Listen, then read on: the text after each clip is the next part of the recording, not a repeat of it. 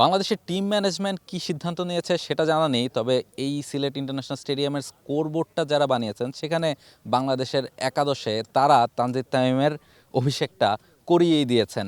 2 নম্বর পজিশনে তানজিদ তামিম দেখা যাচ্ছে তিনি বাংলাদেশের হয়ে ওপেন করবেন। এছাড়া পুরো যে একাদশটা তারা বানিয়েছেন সেই জায়গাটা যদি আসি, বাংলাদেশের একাদশটা কেমন হবে, এবং এই ব্যাপারটা তো নিশ্চয়ই আপনি একমত হবেন যে তানজিদ তামিমের হয়তো অভিষেকটা আসলে হতে যাচ্ছে। তানজিদ তামিমের অভিষেক হচ্ছে, এটা এখন পুরোপুরি কনফার্ম। ইটস বিকজ আপনি সবার উপরে যে নামটা দেখছেন মাহমুদুল হাসান জয়, তার হাতে হালকা চোট আছে। তিনি আজকে পুরোপুরি অনুশীলন করেননি, এখনও তিনি পুরোপুরি ম্যাচ ফিট না। তবে বাংলাদেশ একসাথে দুজন ওপেনারকে হয়তো বদলে ফেলতে চাইবে না, সে কারণেই আপনার তানজিদ তামিমের অভিষেক হচ্ছে, এটা মোটামুটি নিশ্চিত। যদি জয় খেলতে না পারেন সেক্ষেত্রে হয়তো জাকির ঢুকে যাবেন একাদশে। তাকে আজকে লম্বা সময় আমরা অনুশীলন করতে দেখেছি। সব মশার বিরুদ্ধে সুরক্ষা দিতে এলো বসুন্ধরা এক্সট্রিম অ্যারোসল, মশার বিরুদ্ধে এক্সট্রিম সুরক্ষা।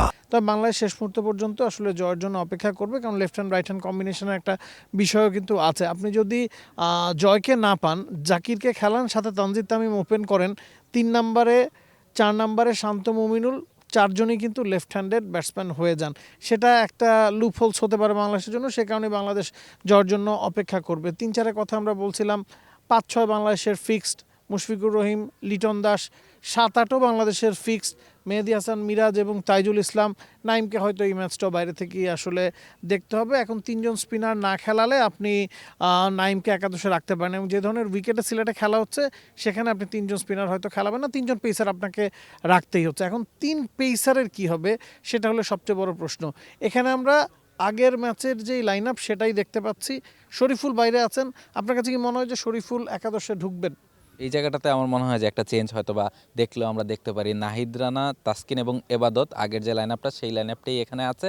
তবে আমার কাছে মনে হয় যে এই জায়গাটাতে শরীফুল হয়তো বা একাদশে ইনক্লুডেড হবেন, এবং সেই জায়গাটাতে হয়তো বা যদি নাহিদ রানা ম্যাচ খেলার মতো অবস্থায় থাকেন, কারণ যেহেতু আমরা দেখেছি যে আজকেও তিনি প্র্যাকটিস করেননি, অর্থাৎ বোলিং করেননি, গতকালকেও তিনি বোলিং করেননি সিলেটে এসে।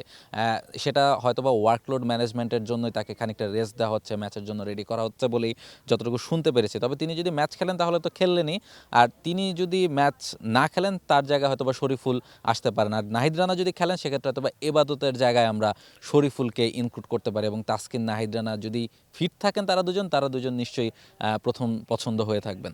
আমার কাছে পার্সোনালি মনে হয় যে শরীফুলকে বাংলাদেশ এই ম্যাচ খেলাতে চাইবে। আপনি যে 3জন পেসারের কথা বলছেন, তাসকিন, নাহিদ রানা, এবাদত, 3জনই রাইট হ্যান্ডেড ফাস্ট বোলার। আপনি নাহিদ রানাকে ওয়ার্কলোড ম্যানেজমেন্টের কারণে হয়তো অনুশীলন করেনি, তাকে হয়তো আপনি ম্যাচে দেখতে পারেন। আবার তাসকিনকেও কিন্তু বাংলাদেশ বিশ্রাম দিতে পারে। সেক্ষেত্রে এবাদত যেহেতু শুধু টেস্ট ফরম্যাটটাই এখন খেলছেন, তাকে হয়তো কন্টিনিউ করা হতে পারে, কারণ বৃষ্টির একটা প্রভাব থাকছে, তার ঘরের মাঠ, তাকে হয়তো ড্রপ নাও করা হতে পারে। Anything is possible. যে কোনো একজনকেই আপনি বিশ্রাম দিয়ে শরীফুলকে ইনক্লুড করবেন, এটাই এখন পর্যন্ত আসলে মনে হচ্ছে। যে শরীফুল যেহেতু দলের বাইরে ছিলেন, তাকে এই ম্যাচটা খেলানো হবে, এবং লেফট হ্যান্ড রাইট হ্যান্ড কম্বিনেশনের একটা কেমিস্ট্রি হয়তো বাংলাদেশ তৈরি করতে চাইবে। যে 3জন গেল ম্যাচে খেলেছেন, যে 3জনের নাম আমরা স্কোরবোর্ডে দেখছি, 3জনের যে কাউকে বাংলাদেশ বিশ্রাম দিতে পারে। Anything is possible. এক্স্যাক্টলি, সেক্ষেত্রে হয়তো আমরা একাদশে অন্তত 2টো পরিবর্তন দেখতেই পারি। একটা ওপেনিংয়ে তানজিদ হাসান তামিম হয়তো বা ঢুকবেন, এবং পেস বোলিং ইউনিটে শরীফুল ইসলাম তিনি হয়তো বা ইনক্লুডেড হবেন। সিলেট থেকে আমি রাহুল ছিলাম আপনাদের সঙ্গে, এবং আমার সঙ্গে ছিলেন Nabil কাসের। For more updates, subscribe to our YouTube channel and click on the bell icon. Follow us on Facebook and Instagram. Download T-Sports app to enjoy exciting games and highlights. Visit tsports.com.